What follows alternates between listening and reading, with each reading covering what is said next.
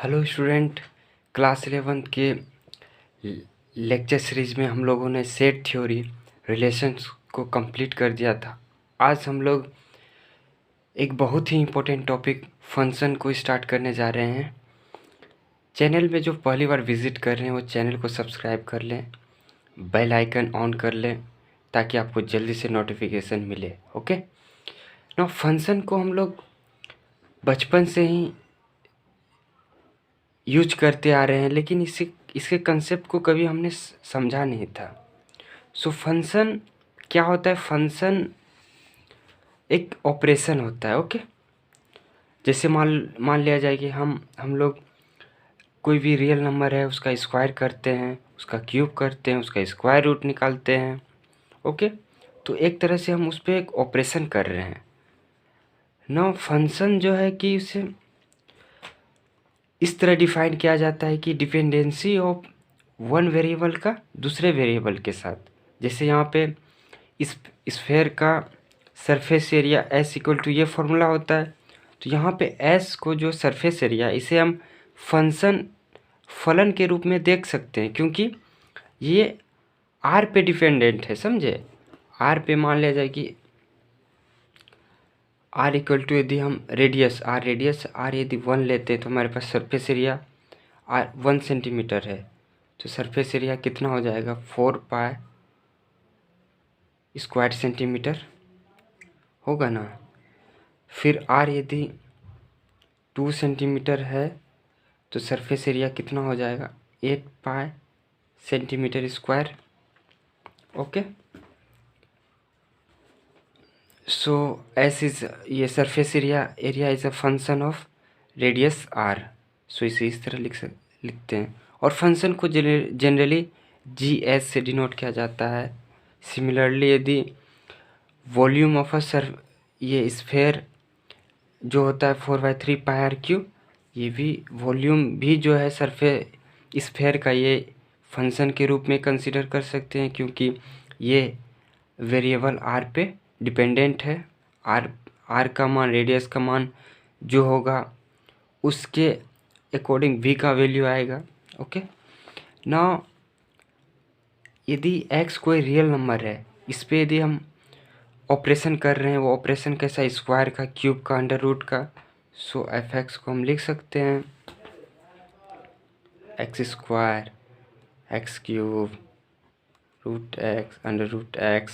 Okay, अब इसे हम एक एग्जांपल से समझते हैं। ये फिजिक्स का कंसेप्ट इसमें यूज हो रहा है। एक पार्टिकल है जो यूनिफॉर्म रेट है इसका, मूव कर रहा है 3 किलोमीटर पर आवर से। ठीक है, यदि s डिस्टेंस डिनोट किया जाता है किलोमीटर में और t टाइम है आवर में, then s distance covered in t hour में 3t होगा, 3t किलोमीटर। ओके, जब t का मान 0 आवर है तो s यानी डिस्टेंस जो पार्टिकल द्वारा कवर्ड किया गया है वो 0 किलोमीटर। जब t 1 आवर है, 1 आवर में पार्टिकल कितना डिस्टेंस कवर किया, ये किया। t के जगह पे 1 रखेंगे तो 3 किलोमीटर। 2 आवर में कितना डिस्टेंस तय किया पार्टिकल, तो ये किया 6 किलोमीटर। हाफ आवर में डिस्टेंस कवर हुआ 3/2 किलोमीटर। ओके, और टी जब 1/3 आवर है, देन डिस्टेंस कवर्ड क्या होगा? 1 किलोमीटर। सो इसे हम ग्राफ में समझ सकते हैं कि तो यानी ग्राफ जो है कुछ इस तरह का ग्राफ बनेगा। इस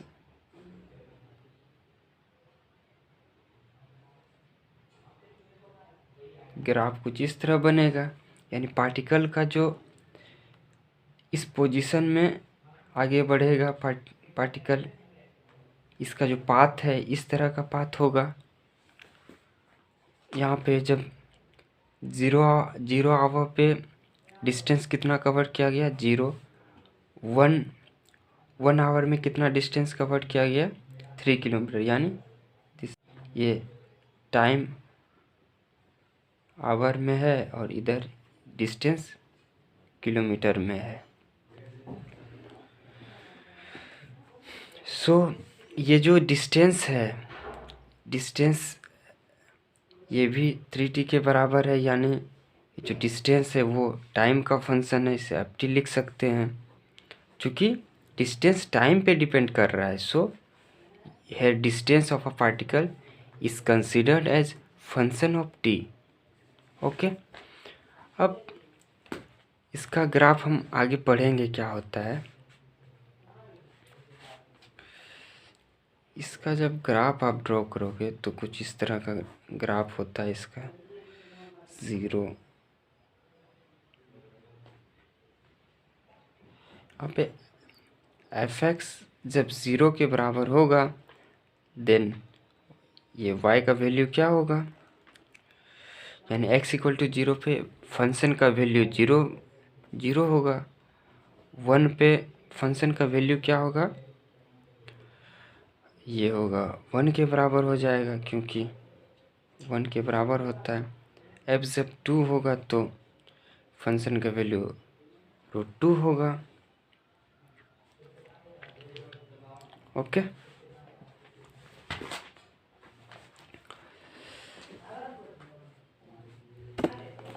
अब ना फंक्शन एक मशीन की तरह कंसिडर किया जा सकता है।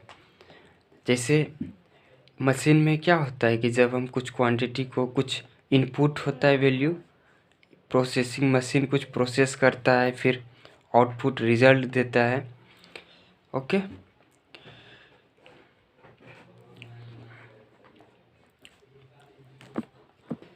इसे इस तरह भी समझ सकते हैं हो कि एक गेहूँ पीसने वाला जो चक्की होता है ना, उसमें हम लोग गेहूँ डालते हैं और ये आउटपुट में हमारे पास आटा आता है। सो जैसे मान लिया जाए कि एक प्रोसेसिंग रूल फंक्शन को हम लोग इस तरह समझ सकते हैं कि x का वैल्यू यदि मान लिया जाए कि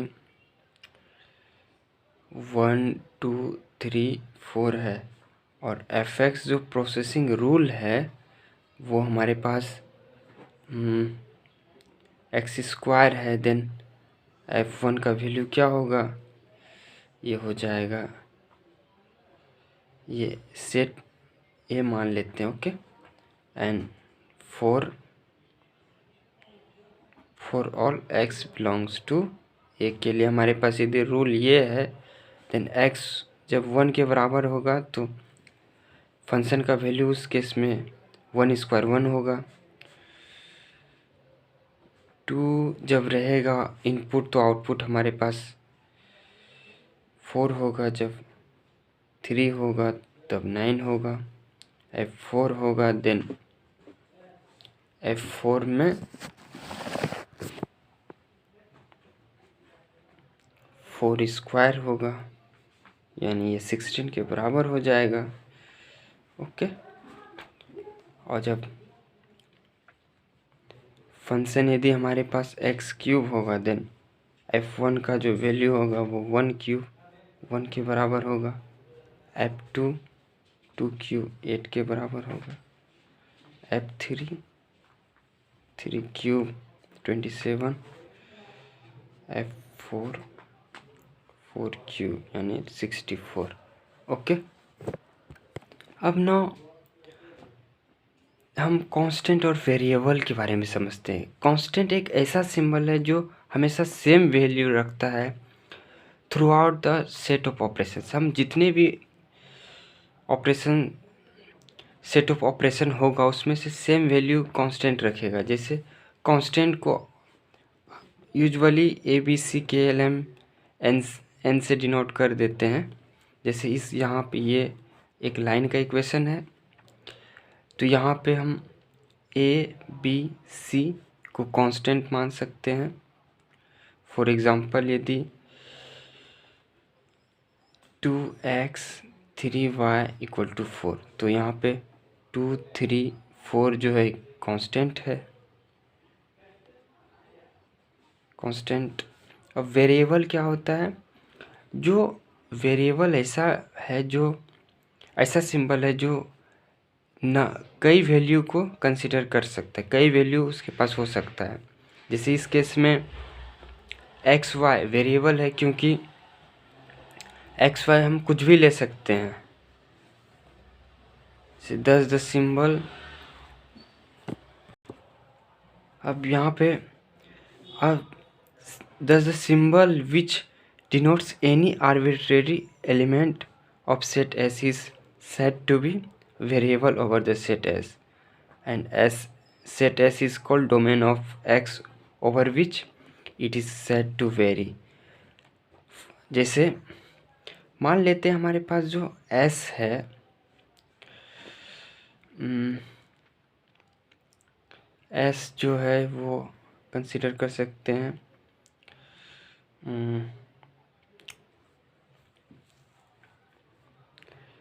2 3। जब x S में बिलोंग कर रहा है तो इसका मतलब है x जो है कोई 2 और 3, यानी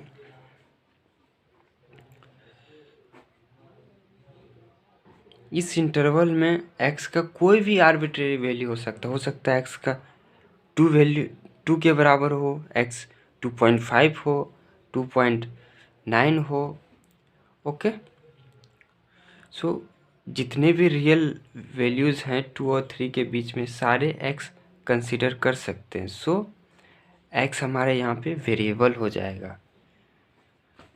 जैसे इस केस में हम x और y को वेरिएबल कंसिडर कर सकते हैं, और जब हम एक वेरिएबल को दूसरे वेरिएबल के डिपेंडेंट में लिख देते हैं, यानी एक वेरिएबल को दूसरे वेरिएबल के फॉर्म में लिख देते हैं, तो एक वेरिएबल डिपेंडेंट हो जाता है, दूसरा इंडिपेंडेंट हो जाता है। यानी वेरिएबल के दो काइंड हो गए, दो प्रकार के हैं वेरिएबल, इंडिपेंडेंट और डिपेंडेंट।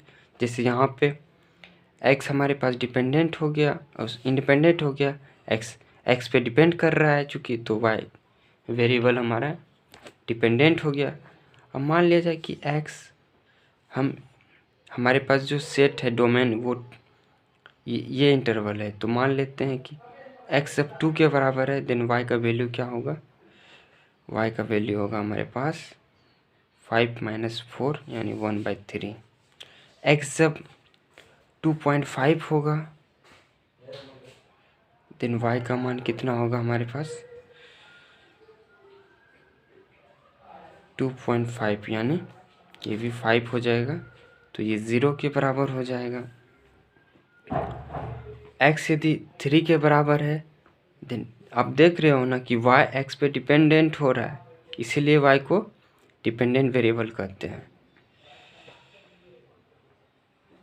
और x इस इंटरवल में, इस डोमेन में कोई भी वैल्यू कंसिडर कर सकता है। 5 माइनस, तो ये -1/3 के बराबर हो गया। यही चीज़ मैंने यहाँ पे लिखा है, वेरिएबल इंडिपेंडेंट है, डिपेंडेंट होते हैं। अब that symbol which can take arbitrary value from set S, जैसे यहाँ पे एस हमारे पास 2 3 था, सो एक्स जो है यहाँ इस केस में इस एग्जाम्पल में जब y इक्वल टू 1/3 5 - 2x है, सो x यहाँ से इस डोमेन में s को डोमेन कह देते हैं, इस इंटरवल में से कोई वैल्यू ले लेगा।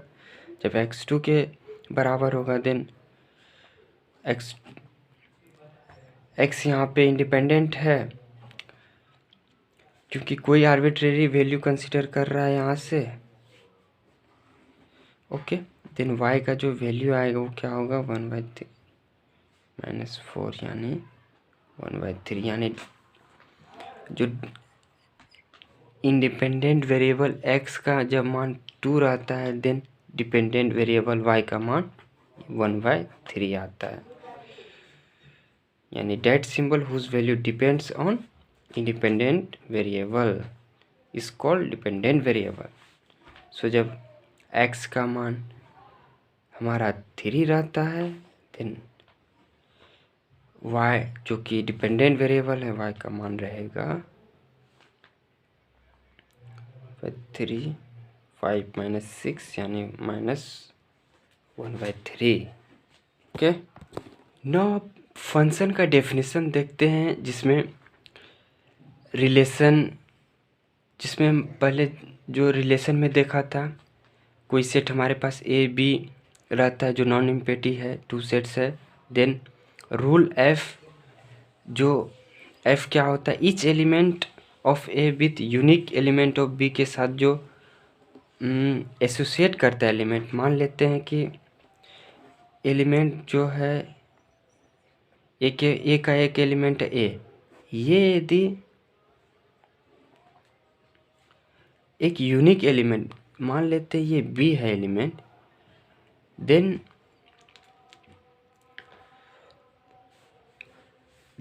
जब हम फंक्शन का जो वैल्यू होगा यानी एफ ए बी के बराबर होता है, यानी ये हमारे पास एफ ए हो गया। देन एफ ही को हम एक फंक्शन कहते हैं या मैपिंग कहते हैं, क्योंकि ए के एलिमेंट ए को, स्मॉल ए को मैप कर रहा है बी के एक एलिमेंट के कैपिटल बी के एलिमेंट ये बी में, स्मॉल बी में। सो एफ को हम लोग मैपिंग और फंक्शन कहते हैं। इसे हम सिंबलिकली इस तरह लिखते हैं। जब यहीं पे यदि हम फंक्शन डिफाइन करते हैं F X equal to X square, then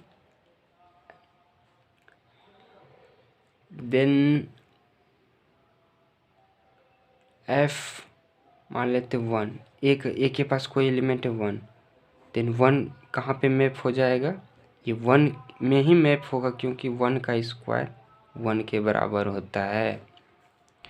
so इसका मतलब ये है कि अब इसे समझना, for a function from A to B होने के लिए 3 कंडीशन होना जरूरी है। ओके, देन आगे हम रिलेशन ऑफ फंक्शन में कुछ डेफिनेशन देखेंगे, डिफ्रेंशिएट करेंगे दोनों को, ठीक है। जब function from A to B होता है, देन पहला कंडीशन तो ए और बी नॉन इम्पेटिव होना चाहिए, यानी ए और बी के पास कोई एलिमेंट होना चाहिए। Okay, each element of should be image in B, यानी सेकेंड क्वेश्चन ये कहना चाह रहा है कि 1 2 3 मान लीजिए ए है, ये बी है, तो इन सारे एलिमेंट का कोई ना कोई इमेज मिलना चाहिए। कोई ए यानी डोमेन में, इस सेट में कोई भी एलिमेंट बचना नहीं चाहिए। सारे एलिमेंट का कोई ना कोई इमेज जो कि बी में होता है, बी में होना ही चाहिए। अब कोई सिंगल एलिमेंट, मान लिया जाए कि तीसरा कहना चाह रहा है, कोई सिंगल एलिमेंट जैसे ये एलिमेंट है, इसका एक से ज़्यादा इमेज नहीं होना चाहिए, यानी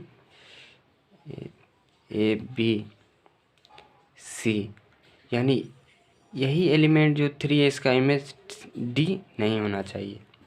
देन जो फंक्शन होगा, वो जो मैप होगा, जो रूल होगा एफ, वो मैपिंग या फंक्शन होगा। ओके,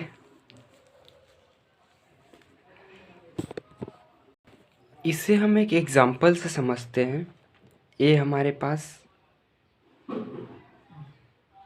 ये रहा, ये बी है, ये में कौन कौन सा एलिमेंट है, 1 -1 2 3 -3, फिर 1 4 9 10 11। ओके, हमारे पास जो फंक्शन डिफाइंड किया गया है वो एक्स स्क्वायर है, यानी कोई भी एलिमेंट लेंगे ए का, देन उसका स्क्वायर ही हमारा एफ है।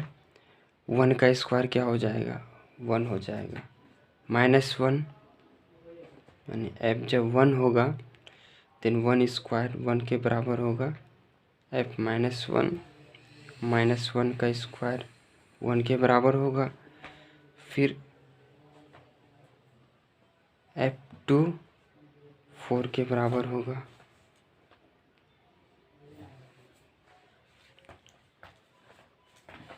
टू 4 के बराबर है। F3 ये 3 का स्क्वायर यानी 9 के बराबर है। F3 फिर F-3 9 के बराबर है, यानी -3 का जो इमेज होगा वो 9 होगा, 3 का भी इमेज 9 होगा, 2 का इमेज 4 होगा। अब क्या ये जो फंक्शन है रूल एफ, क्या एक फंक्शन है? पहला कंडीशन यहाँ से चेक करेंगे, ए और बी नॉन निम्पेटिव होना चाहिए। नॉन निम्पेटिव है, ओके, पहला कंडीशन सेटिस्फाई। दूसरा कंडीशन क्या है? प्रत्येक element of A should be image, A का जो एवरी एलिमेंट है सबका कोई ना कोई इमेज बी में है। सो दूसरा कंडीशन भी सेटिस्फाई हो गया। अब तीसरा कंडीशन देखते हैं, यानी ए का कोई भी एलिमेंट के पास एक से ज़्यादा इमेज नहीं होना चाहिए। यहाँ 1 के पास एक इमेज है, -1 के पास भी एक ही इमेज है, 2 का भी एक ही इमेज है, 3 का भी एक इमेज है, और -3 का भी एक ही इमेज है। ओके, देन ये तीनों कंडीशन को सेटिस्फाई कर रहा है। सो हम लिखेंगे एफ इज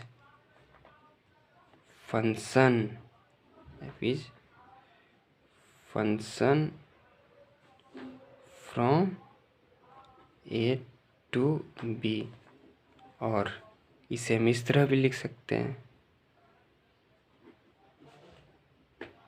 सिंपलिकली इसे हम इस तरह भी लिख सकते हैं। अब मान लेते हैं कि एग्जाम्पल यही है, ठीक है। अब फंक्शन जो रूल है, ओके, जो ऑपरेशन है वो यहाँ पे f(x) बराबर 2x डिफाइंड है। अब क्या f हमारे पास एक फलन है, फंक्शन है, इसे हम चेक करते हैं। ये a रहा, ये b रहा, ये हमारा f है। देन 1 -1 2 3 -3, b रहा 1 4 9 10, ये 11। ओके, f1 का वैल्यू क्या होगा? 2 होगा, यानी 1 का इमेज 2 तो इसमें है ही नहीं। ओके, यानी बी में तो 2 का इमेज है ही नहीं, यानी 1 तो बच जाएगा इसमें। फिर -1 -2 के बराबर हो जाएगा, तो इसका भी इमेज नहीं है यहाँ पे। सो -2 का भी इमेज नहीं है बी में। सो एफ इज, सो इसे हम लिख सकते हैं एफ इज नॉट फंक्शन, चूँकि -1 का भी इमेज नहीं है और 1 का इमेज नहीं है। सो ये सेकेंड कंडीशन सेटिस्फाई नहीं हो रहा है यहाँ पे। सो हम कह सकते हैं F is not function from A to B. Okay, now हम ये अगला क्वेश्चन देखते हैं। ए हमारे पास इसे हम इस तरह डिफाइन किया गया है, ए रहा, ए बी रहा, ए 1 2 5 7 है, बी 3 4 5 6 7 है, और f1 का इमेज कहाँ है? f1 3 के बराबर है, तो यानी 1 का इमेज 3, 2 का इमेज 4, 5 का इमेज 5, 7 का इमेज 7। अब क्या फंक्शन है या नहीं है? चूँकि पहला कंडीशन ए और बी नॉन निम्पेटिव होना चाहिए, नॉन निम्पेटिव है, ए और बी के पास एलिमेंट है, सो नॉन निम्पेटिव है, सो पहला कंडीशन सेटिस्फाई। दूसरा कंडीशन, प्रत्येक ए का जितना भी एलिमेंट है सब का इमेज बी में है, 1 2 5 7 है, सभी का इमेज है बी में, सो दूसरा कंडीशन भी सेटिस्फाई। और तीसरा कंडीशन है कि पर any element of A set ए, एक से ज़्यादा इमेज नहीं होना चाहिए। किसी एलिमेंट के पास एक से ज़्यादा इमेज नहीं है, सो तीनों कंडीशन सेटिस्फाई हो गया। सो हम कहते हैं कि F is function from A to B function है। क्या ये फंक्शन है? यहाँ पे वही है कि ये ए रहा, ये बी रहा, 1 2 5 7 और 3 4 5 6 7। नाउ 1 का इमेज 3 है, 2 का इमेज हमारे पास 4 है, फिर 2 का 6 है, ओके, 5 का 5 है, 7 का 5 है। पहला कंडीशन देखते, पहला सेटिस्फाई है क्योंकि ए भी नॉन एम्प्टी है। दूसरा कंडीशन, प्रत्येक एलिमेंट के पास इमेज है, ये भी सेटिस्फाई है। अब तीसरा कंडीशन है कि किसी भी यानी ए का किसी भी एलिमेंट के पास एक से ज़्यादा इमेज नहीं होना चाहिए, क्योंकि दो जो एलिमेंट है ए का, इसका जो एलिमेंट ये इमेज है वो 4 भी है और 6 भी है, ओके। देन तीसरा कंडीशन सेटिस्फाई नहीं हो रहा है, सो कहेंगे कि F is not function from A to B. अब now domain, codomain and range of function क्या होता है, इसे हम एक एग्जांपल से ही समझते हैं। डोमेन ए के पास जितने भी एलिमेंट हैं, सो बेसिकली ए सेट ही हमारा एक डोमेन होता है, ओके। यानी उस सारा एलिमेंट का सेट जिसका इमेज बी में एग्जिस्ट करता है, तो सारे एलिमेंट का सेट हमारे पास डोमेन हो जाता है। तो इस केस में हमारा डोमेन क्या हो जाएगा फंक्शन का, डोमेन ऑफ फंक्शन एफ हो जाएगा हमारे पास 1 2 5 6 7 यानी ए के बराबर। रेंज वही होता है कि सारे एलिमेंट जो ए में है उसका इमेज का सेट, रेंज ऑफ एफ कितना है 3 4 5 7, ओके। अब कोडोमेन होता है कि बी के सेट बी को हम कोडोमेन कहते हैं।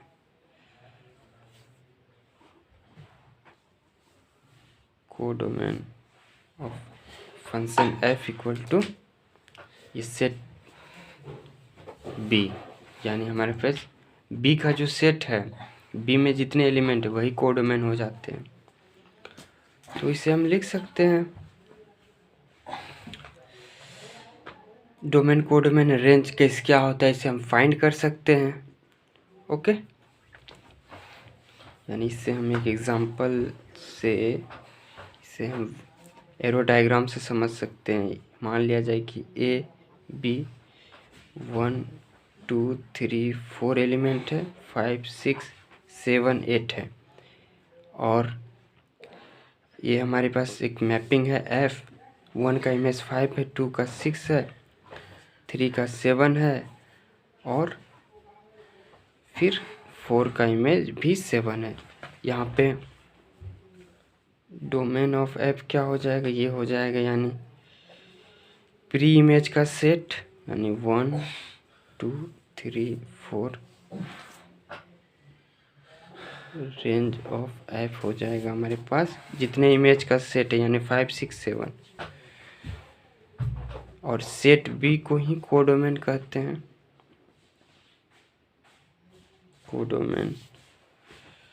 कोडोमेन ऑफ एफ हो गया हमारे पास सेट बी। नाउ क्या ये फंक्शन है या नहीं है, इसे हम एरो डायग्राम से देखेंगे। ये मान लेते ये ए में जो एलिमेंट है 2 है, 4 है, 1 है, और बी में 1 3 2 है। 2 का इमेज 1 है, यानी फंक्शन को हम सेट ऑफ ऑर्डर पेयर भी समझ सकते हैं, ओके। 2 का इमेज 1 है, फिर 2 का इमेज 3 भी है, फिर 4 का इमेज 3 है, ओके। फिर 1 का इमेज 2 है। क्या एक फंक्शन है? नहीं, क्योंकि जो ए का एलिमेंट 2 है इसका एक से अधिक इमेज है, so F is not function, okay. Now आप समझते हैं डिफरेंस बिटवीन रिलेशन और फंक्शन में डिफरेंस क्या होता है। रिलेशन और फंक्शन में डिफरेंस क्या है? मान लेते हैं कि ए बी ये है सेट, इसे हम एरो डायग्राम से समझे ज़्यादा बेटर रहेगा। 1 2 3 4 2 3 5 6। नाउ मान लेते हैं कि 1 का इमेज ये रहा, फिर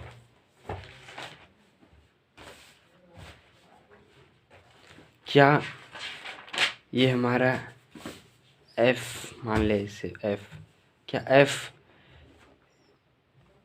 ए टू बी एक फंक्शन है? नहीं है, क्योंकि यहाँ जो एक एलिमेंट है ए के पास 3, इसका एक से अधिक इमेज है, तो ये पॉसिबल नहीं है। So F here F is not function, okay. F जो कि फंक्शन नहीं है from A to B, but ये रिलेशन है, यानी every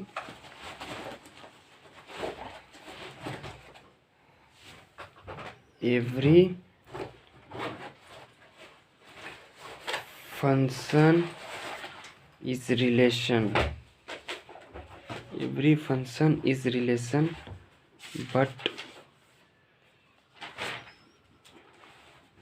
every relation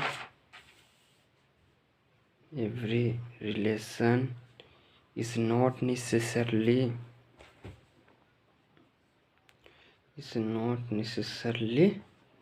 a function.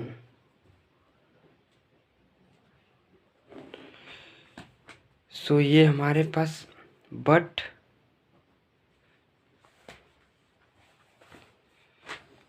F is relation from A to B, okay. यानी इसे हम ऑर्डर पेयर में लिखें तो 1 2 2 3